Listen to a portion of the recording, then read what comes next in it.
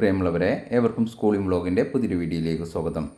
LBS rank list പ്രസിദ്ധീകരിക്കുന്നത് മുതൽ ഏറ്റവും അവസാന ഘട്ടത്തിൽ ഫീ പേയ്മെൻറ്റ് നടത്തി അഡ്മിഷൻ എടുക്കാത്ത വിദ്യാർത്ഥികൾക്ക് ഫീ റീഫണ്ട് ആകുന്നത് വരെയുള്ള അപ്ലൈ ചെയ്ത് അഡ്മിഷൻ ആഗ്രഹിക്കുന്ന വിദ്യാർത്ഥികൾ എല്ലാവരും അറിഞ്ഞിരിക്കേണ്ട വിവിധ ഘട്ടങ്ങളുണ്ട്. 12-ലധികം ഘട്ടങ്ങളുണ്ട്.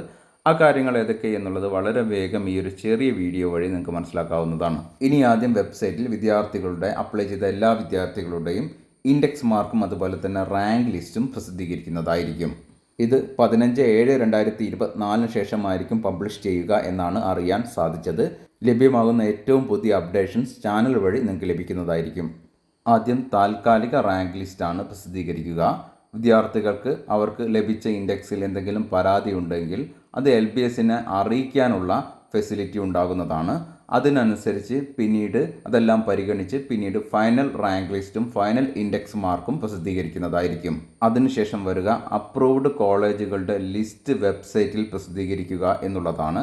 ഓരോ കോഴ്സിലും, നഴ്സിംഗിലും മറ്റു പാരാമെഡിക്കൽ കോഴ്സുകളിലും ഏതൊക്കെ കോളേജുകൾക്കാണ് ഡയറക്ടറേറ്റ് ഓഫ് മെഡിക്കൽ എഡ്യൂക്കേഷനും അതുപോലെ തന്നെ കേരള നഴ്സിംഗ് കൗൺസിൽ അംഗങ്ങളും പരിശോധന നടത്തിയ ശേഷം എല്ലാ സൗകര്യങ്ങളും ഉണ്ടോ എന്ന് ഓരോ കോളേജിലും ഉറപ്പുവരുത്തിയതിനു ശേഷം മാത്രമേ ആ ഒരു കോളേജിൽ അഡ്മിഷൻ നടത്താനുള്ള അനുമതി നൽകുകയുള്ളൂ.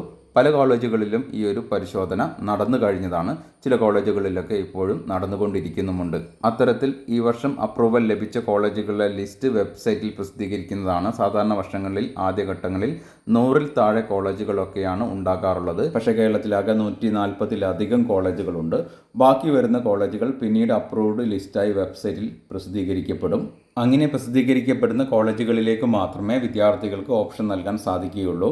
എപ്പോഴാണ് ഓരോ കോളേജുകളും വരുന്നത് അതിലേക്ക് ഓപ്ഷൻ നൽകാനുള്ള സൗകര്യം വിദ്യാർത്ഥികൾക്ക് നൽകുന്നതുമായിരിക്കും. അതുകൊണ്ട് വെബ്സൈറ്റിൽ പ്രസിദ്ധീകരിക്കപ്പെടുന്ന അപ്രൂവ്ഡ് കോളേജ് ലിസ്റ്റിൽ നിങ്ങൾ ഉദ്ദേശിക്കുന്ന കോളേജ് വന്നിട്ടുണ്ടോ, നിങ്ങൾ ഏറ്റവും അഡ്മിഷൻ ആഗ്രഹിക്കുന്ന കോളേജ് വന്നിട്ടുണ്ടോ എന്നുള്ള കാര്യം മനസ്സിലാക്കി ആ ഒരു ഘട്ടത്തിൽ ഓപ്ഷൻ നൽകാൻ പ്രത്യേകം വിദ്യാർത്ഥികൾ ശ്രദ്ധിക്കേണ്ടതാണ്. ഇനി അടുത്ത ഘട്ടം ഓപ്ഷൻ രജിസ്ട്രേഷനാണ്. ഇതിനുള്ള സൗകര്യം ഒരു 4-5 ദിവസങ്ങൾ വെബ്സൈറ്റിൽ ഉണ്ടാകുന്നതാണ്. ഒരു വിദ്യാർത്ഥിക്ക് എത്ര കോഴ്സിലേക്കും എത്ര കോളേജിലേക്കും ഓപ്ഷൻ നൽകാൻ വേണ്ടി സാധിക്കുന്നതാണ്. അപ്രൂവലായി വന്നിട്ടുള്ള കോളേജുകളിലെ കോഴ്സിലേക്ക് മാത്രമേ ഓപ്ഷൻ നൽകാൻ വേണ്ടി സാധിക്കുകയുള്ളൂ. പിന്നീട് പുതിയ കോളേജ് ലിസ്റ്റ് വരികയാണെങ്കിൽ അതിലേക്ക് നേരത്തെ പറഞ്ഞു ആ പുതിയ അപ്രൂവ്ഡ് കോളേജ് ലിസ്റ്റിലേക്ക് ഓപ്ഷൻ നൽകാനുള്ള സൗകര്യം ലഭിക്കുന്ന സമയത്ത് നിങ്ങൾ ഓപ്ഷൻ നൽകാൻ പ്രത്യേകം ശ്രദ്ധിക്കേണ്ടതാണ്. ഓപ്ഷൻ നൽകുന്നതുമായി ബന്ധപ്പെട്ട കൃത്യമായിട്ടുള്ള ഒരു ഡെമോ വീഡിയോ ചാനലിൽ നിന്ന് അപ്ലോഡ് ചെയ്യപ്പെടുന്നതായിരിക്കും. ആദ്യം നിങ്ങൾ നൽകുന്ന ഓപ്ഷനുകൾ പരിഗണിച്ച് ഒരു ട്രയൽ അലോട്ട്മെൻറ്റ് പ്രസിദ്ധീകരിക്കുന്നതായിരിക്കും. ട്രയലിൻ്റെ സമയത്ത് ഓപ്ഷനുകളിൽ നിങ്ങൾക്ക് എല്ലാ തരത്തിലുള്ള മാറ്റങ്ങളും വരുത്താൻ വേണ്ടി സാധിക്കുന്നതാണ്. പുതിയ ഓപ്ഷൻ നൽകാം, പഴയത് ഡിലീറ്റ് ചെയ്യാം, നൽകിയിട്ടുള്ള ഓപ്ഷൻ്റെ സ്ഥാനം മാറ്റാം, ഇതെല്ലാം സാധിക്കും. പിന്നീട് വരാൻ പോകുന്ന ഫസ്റ്റ്, സെക്കൻഡ്, തേർഡ് അലോട്ട്മെൻറ്റിന് മുമ്പായി ഓപ്ഷനിൽ ഇത്തരത്തിൽ മാറ്റങ്ങൾ വരുത്താൻ ലഭിക്കുന്ന അവസാനത്തെ അവസരമായിരിക്കും അത്. പിന്നീട് ഫസ്റ്റ് അലോട്ട്മെൻറ്റ് പ്രസിദ്ധീകരിക്കും. അലോട്ട്മെൻറ്റ് ലഭിച്ച വിദ്യാർത്ഥികളെല്ലാവരും അവർക്ക് ലഭിച്ച അലോട്ട്മെൻറ്റ് ഉറപ്പുവരുത്താൻ വേണ്ടി ടോക്കൺ ഫീ പേയ്മെൻറ്റ് നടത്തൽ നിർബന്ധമുള്ള കാര്യമാണ്.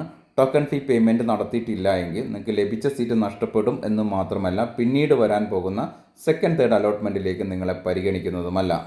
ടോക്കൺ ഫീ എത്രയാണ് ഗവൺമെൻറ് കോളേജിലും സെൽഫ് ഫിനാൻസ് കോളേജിലും നൽകേണ്ടത്, ഓരോ വിഭാഗവും നൽകേണ്ടത് എന്ന കാര്യം കൃത്യമായി വിശദീകരിച്ചൊരു വീഡിയോ ചാനലിൽ അപ്ലോഡ് ചെയ്തിട്ടുണ്ട്. പിന്നീട് സെക്കൻഡ് അലോട്ട്മെൻറ്റ് വരുന്നതാണ്. ഈ അലോട്ട്മെൻറ്റുകൾക്കിടയിൽ നിങ്ങൾക്ക് പുതിയ ഓപ്ഷനൊന്നും നൽകാൻ വേണ്ടി സാധിക്കുന്നതല്ല. സെക്കൻഡ് അലോട്ട്മെൻറ്റിൽ ആദ്യമായിട്ട് അലോട്ട്മെൻറ്റ് ലഭിച്ച വിദ്യാർത്ഥികൾ ടോക്കൺ ഫീ പേയ്മെൻറ്റ് നേരത്തെ പറഞ്ഞതുപോലെ ചെയ്യേണ്ടതാണ്. ഫസ്റ്റ് അലോട്ട്മെൻറ്റിൽ ലഭിച്ചു ടോക്കൺ ഫീ പേയ്മെൻറ്റ് നടത്തിയവർ രണ്ടാമത്തേതിൽ കോളേജോ കോഴ്സോ മാറ്റം ലഭിക്കുകയാണ് എങ്കിൽ പോലും ടോക്കൺ ഫീ പേയ്മെൻറ്റ് രണ്ടാമതും ചെയ്യേണ്ട ആവശ്യം വരുന്നില്ല. പിന്നീട് തേർഡ് അലോട്ട്മെൻറ്റ് വരുന്നതാണ്.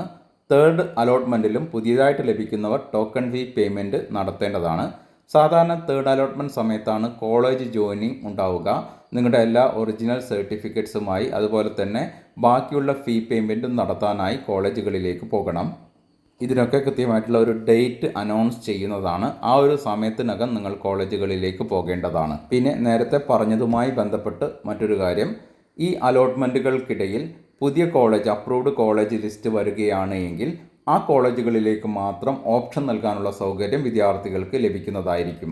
ആദ്യ 3 അലോട്ട്മെൻറ്റുകൾ കഴിഞ്ഞാൽ പിന്നീട് സ്പെഷ്യൽ അലോട്ട്മെൻറ്റ്, സ്പെഷ്യൽ സ്പോട്ട് അലോട്ട്മെൻറ്റുകളാണ് വരിക.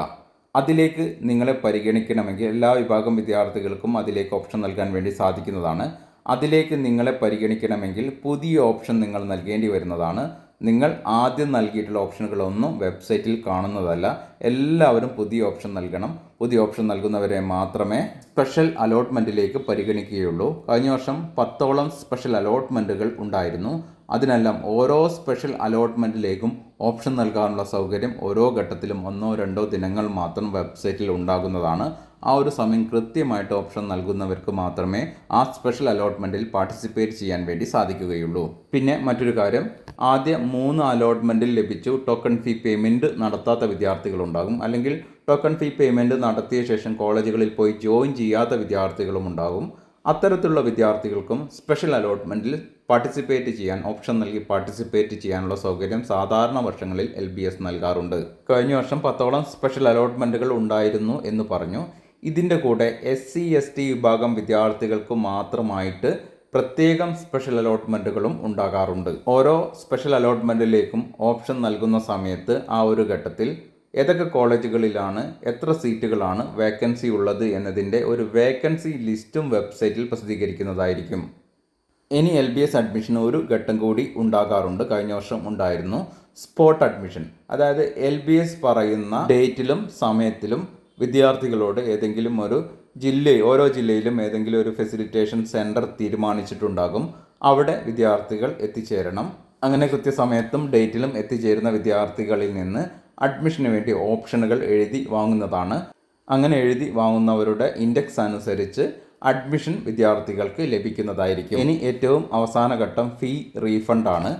അഡ്മിഷൻ ക്ലോസ് ചെയ്യുന്നതിന് മുമ്പ് തന്നെ സീറ്റുകൾ ഒഴിവാക്കി പോകുന്ന വിദ്യാർത്ഥികളുണ്ടാകും. അതുപോലെ തന്നെ ടോക്കൺ ഫീ പേയ്മെൻറ്റ് നടത്തി കോളേജുകളിൽ ജോയിൻ ചെയ്യാത്ത വിദ്യാർത്ഥികളുണ്ടാകും. അത്തരം വിദ്യാർത്ഥികൾക്ക് ബാങ്ക് ഡീറ്റെയിൽസ് അപ്ലോഡ് ചെയ്ത് നൽകാനുള്ള സൗകര്യം വെബ്സൈറ്റിൽ ഉണ്ടാകുന്നതാണ്. ആ ഒരു സൗകര്യം ഉപയോഗപ്പെടുത്തി കൃത്യമായിട്ട് ബാങ്ക് ഡീറ്റെയിൽസും മറ്റും നൽകുന്ന വിദ്യാർത്ഥികൾക്ക് അവർ നൽകിയിട്ടുള്ള തുക അവരുടെ അക്കൗണ്ടിലേക്ക് ട്രാൻസ്ഫർ ആക്കി നൽകുന്നതായിരിക്കും. അഡ്മിഷൻ്റെ എല്ലാ പ്രോസസ്സും അവസാനിച്ച് ക്ലാസ്സുകൾ ആരംഭിച്ചതിന് ശേഷം സീറ്റുകൾ ഒഴിവാക്കി പോകുന്ന വിദ്യാർത്ഥികൾക്ക് ഫീ റീഫണ്ട് സാധാരണ ഉണ്ടാകാറില്ല. അതിന് മുമ്പേ സീറ്റുകൾ ഒഴിവാക്കി പോകുന്ന വിദ്യാർത്ഥികൾക്കാണ് ഫീ റീഫണ്ട് ലഭിക്കുക. ഈ വർഷത്തെ LBS, BSc നഴ്സിംഗ് അതുപോലെ തന്നെ മറ്റ് BSc നഴ്സിംഗ് പാരാമെഡിക്കൽ അഡ്മിഷനുമായി എല്ലാം ബന്ധപ്പെട്ട കൃത്യമായിട്ടുള്ള ഡീറ്റെയിൽസുകളും അപ്ഡേഷനുകളും ഈ ഒരു ചാനൽ വഴി നിങ്ങൾക്ക് ലഭിക്കുന്നതായിരിക്കും. ചാനൽ വീഡിയോസ് നിങ്ങൾക്ക് ഉപകരിക്കുന്നുണ്ട് എങ്കിലൊന്ന് സപ്പോർട്ട് ചെയ്യണമെന്ന് അഭ്യർത്ഥിച്ചുകൊണ്ട് നിർത്തുന്നു. ഇവർക്കും നന്ദി, നമസ്കാരം.